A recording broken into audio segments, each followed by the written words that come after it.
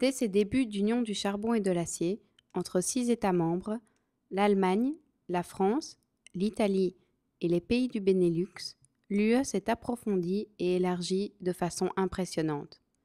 Aujourd'hui, l'UE a effacé les frontières entre les États membres, créé un marché commun, une monnaie unique, l'euro, et elle a des compétences dans presque tous les domaines.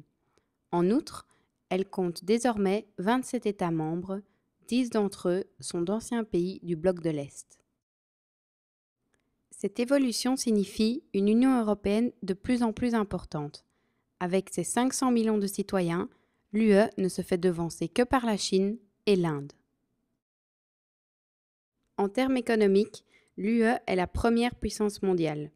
La valeur totale des biens et services produits en Union européenne est plus importante que celle aux États-Unis et en Russie ensemble.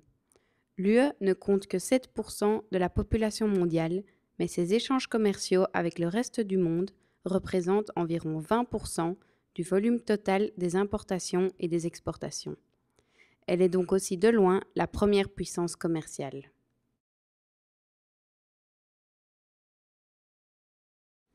En termes militaires, les États membres de l'UE ont un budget de défense combiné de 285 milliards d'euros. Les États-Unis sont les seuls à avoir des dépenses militaires plus importantes. Pour l'instant, la coopération en matière de défense en Union européenne reste limitée, mais elle dispose d'un important potentiel. Cette Europe élargie est aussi un véritable trésor de diversité culturelle. Son patrimoine attire des gens du monde entier.